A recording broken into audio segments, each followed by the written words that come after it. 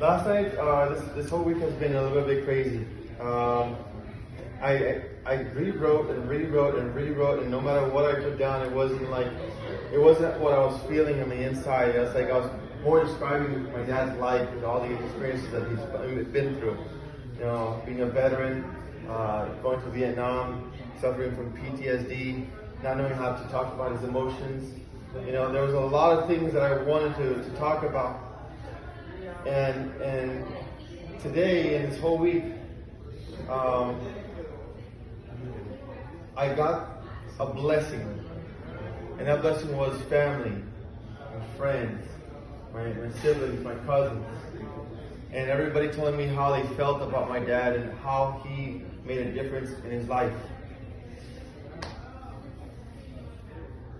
And he's a jokester, you know?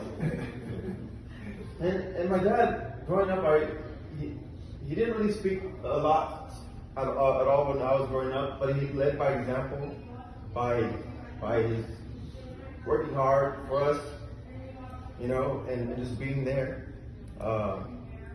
working late hours, and then coming straight home to take us to baseball games or football games. And I sucked at all the sports anyway, so, you know, for me, you know, it was okay, but my dad was there. And after his stroke in '99, I think something changed in his heart. He could have died, you know, and that kind of woke him up. And he saw my mom cry, and she was taking care of my grandmother and my aunt, and you know, there was so many things going on. And he had that appreciation. It's like, contra, I have a good wife. I have a great wife. She's doing everything, you know.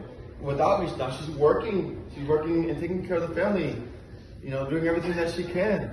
And on top of that, now she's helping me get better, and now helping me talk to the VA so I can get my benefits. Like, he started seeing, like, I don't think he ever believed that he could truly be loved. You know, the way my mom loved him, or the way that we loved him, or the way his friends loved him. You know, I don't. He wasn't an emotional guy like his son here. You know, but he was a jokester, and he was loving, and that's how he expressed himself. He showed his love by working hard, always being there, never fighting my mom. You know.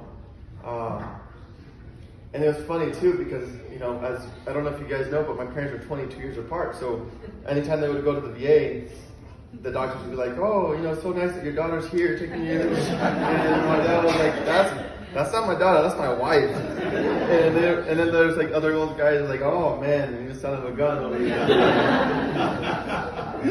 But the fact of the matter is that after that, I think my dad just opened up and started talking a lot more. Right, and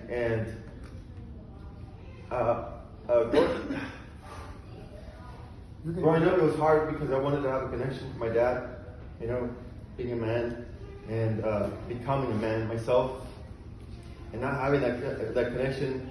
I think I get my emotional from my mom. You know, my empathy from my mom, because I talk to my mom about everything.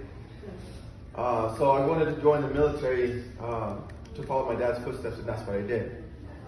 So after, you know, this is after '99, so this is after the stroke. I come back and we're talking on the phone and we're talking about the military, and he just opened up. I wasn't expecting that. So he'll tell me things that he was experiencing in the military. I'm like, dang. Like, my dad, to me, from the time I was little to growing up, he was a postman, a father. He worked hard, but the things that he experienced in the military really messed his mental. Mental health is very important, and you have to handle it. My dad didn't for a long time. He didn't know how to handle it. My mom was the blessing that he needed.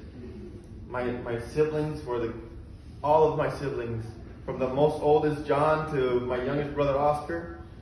You know, we were what he needed. You know, he was loved, he was respected, he was admired. His jokes were always awesome. I could stay up here and talk about my dad all day long, but I just want to end it with this. I want to thank God Jesus, for such a wonderful man. You will be missed. We loved you, not just to the very end, but we're going to continue to love you, and I hope to continue your legacy and be as great of a man as you are, and you have been.